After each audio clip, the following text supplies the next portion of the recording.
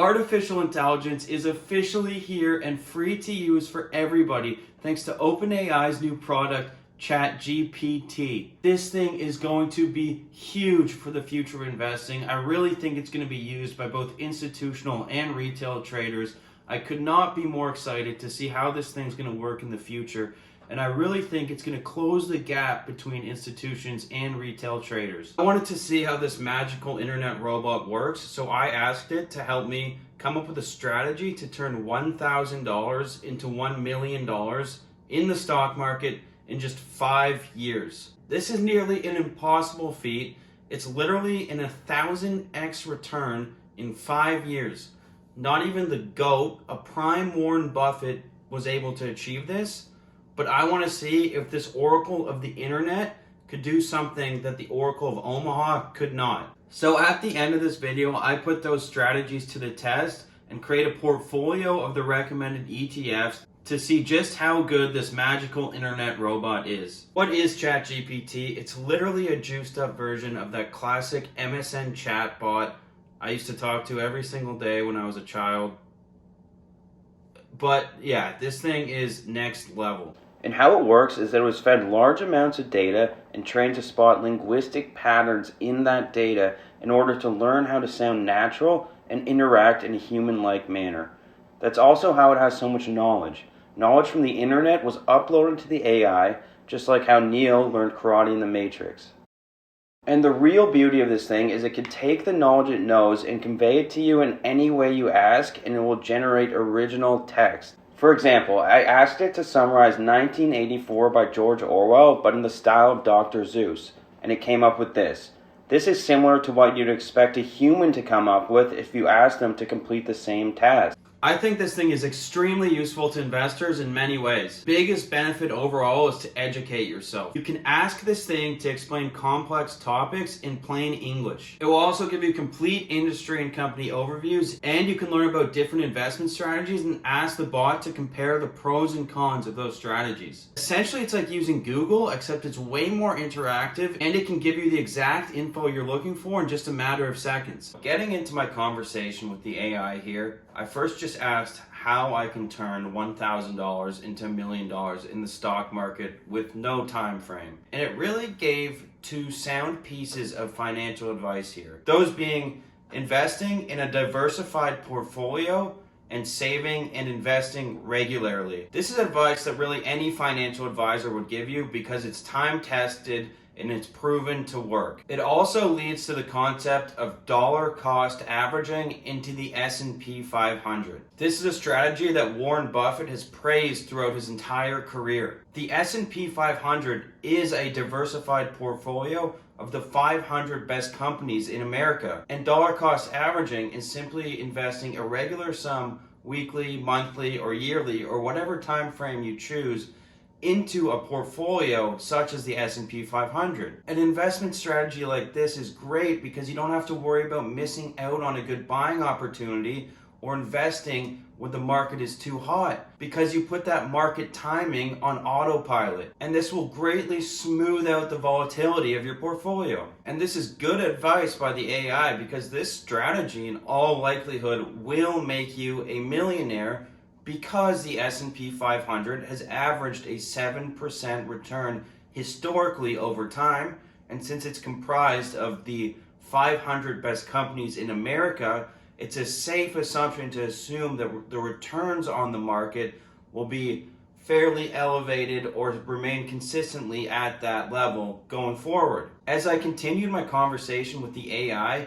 I added a time constraint. I wanted to see if the AI had any insight into how this can be done in just 5 years. There are a few good things to unpack here. The first is the relationship between risk and reward in finance. The second is investing in high growth stocks and the practice of growth investing. And the third is the use of leverage or borrowed money in investing. A good example to highlight this concept of risk versus reward is to compare the investment into US Treasury bills versus stocks. Short-term US T-bills are considered risk-free, so they pay you virtually nothing for owning them. Whereas with stocks, the payments associated with those stocks are highly uncertain, so you need to be compensated more for holding stocks than you do with treasury bills, where the payment is pretty much guaranteed. The next concept to unpack here is the investment into high growth stocks. Investing in high growth stocks can be extremely lucrative, but it's also very risky. Investing in these stocks is risky because people often make highly ambitious earnings growth forecasts, and many of these companies never live up to these forecasts, and it results in a permanent loss of capital for the investors. These companies are also highly susceptible to changes in interest rates. At the basic level, increases in interest rates decrease the value of stocks. And growth stocks will tend to decrease more than the overall market because the majority of the value of these companies is ascribed to cash flows that are so far in the future. And since those cash flows are so far out, it's highly uncertain that these cash flows are actually going to be realized. So when you're investing in high growth stocks, just make sure you're aware of the countless number of companies that have ended up in the growth investing graveyard. But growth investing can be extremely lucrative, especially if you get to know these high growth industries very well, get to know the players in the industry, get to know all the stocks, who the leaders are, the laggards are, the disruptors, the innovators, get to know who's in the best financial position and who's in the best position overall to capture the most market share going forward. You can do this fairly simply by just visiting the company's websites, reading their annual reports, flipping through their presentations, and listening to their earnings calls. I promise you these companies will literally tell you what's going on in the industry. The last concept to unpack here is using leverage in investing.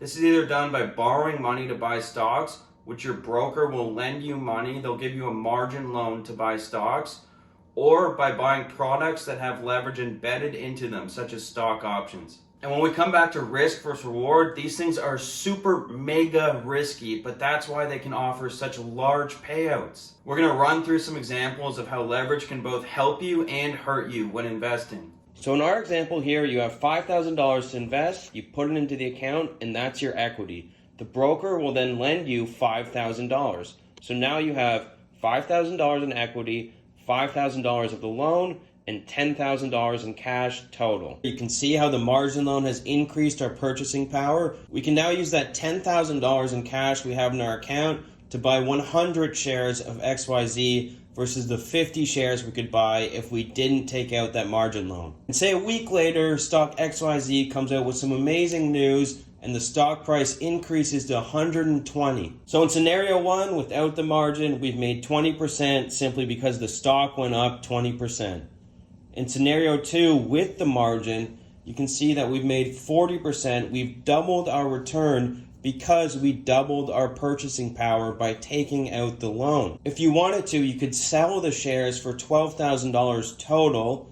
You could pay off the $5,000 loan and you'd be left with $7,000 in your account in equity. This next example, however, illustrates why margin loans can be absolutely devastating. Using margin amplifies gains, but it also amplifies losses. If the stock falls to 80, for example, that increased purchasing power is now working against you. And in this example, you can see that the equity has dipped below the margin loan. So now that it's below the 100% threshold, you're going to get margin called. You're going to have to add $2,000 to your account immediately to get the equity up to $5,000 to match the loan of $5,000. And if you don't do that within the time frame that the broker allows, they're going to sell some of the shares in your account to pay off $2,000 of that margin loan so that the equity and the loan are matched up again. So buying stocks on margin is generally a terrible idea. Even if you're 100% certain of the direction of a stock in the long run, the short-term price fluctuations are going to lead to margin calls, which are going to completely eat at your returns and lead to lower returns than you would have otherwise got if you didn't take out that margin loan. Now that we understand risk versus reward, high growth investing, and leverage, we asked the AI to list the best performing ETFs over the past 5 years that invest based on those concepts and strategies. We end up with a portfolio of ETFs that invest in high growth stocks in high growth sectors and ETFs that use options to try to boost returns. We then thank the AI and let it know that we're its friend so that when it takes over the world one day, we're good. And since we were assured our safety in the coming robot apocalypse, we were able to backtest in peace. So we took our portfolio's returns over the past 5 years to see if $1,000 would have turned into $1 million, and here are the results. So this portfolio would have turned 1K into about 1.9K. Far short of the $1 million mark we were looking for, but let's just be honest, that was a highly unrealistic, if not impossible goal. And although this AI wasn't able to do this impossible task, it was still able to do something that every single fund manager in the world strives to do, and that's beat the stock market. This AI beat the S&P 500 and it beat the NASDAQ. People literally get paid billions of dollars to do this. And looking at the volatility number, you can see that it did this exactly how it said it was going to do it. It said it was going to do it by taking on higher risk to drive higher returns. And what's even more impressive is that it didn't just beat the stock market over a 5-year period, it absolutely crushed the stock market. It crushed the S&P, it crushed the NASDAQ over a 22-year period. And it had the highest Sharpe ratio out of all 3 portfolios listed here, meaning it got the most return per unit of risk that it took. So in conclusion, this AI-assisted portfolio would have made you a millionaire a lot faster than the S&P or the NASDAQ. And I think this just highlights the beauty of this type of tool and the usefulness that this artificial intelligence will have for investors going forward. Thanks for watching, guys. I hope you learned something. Comment down below what topic you'd like me to cover next. I'll see you next time.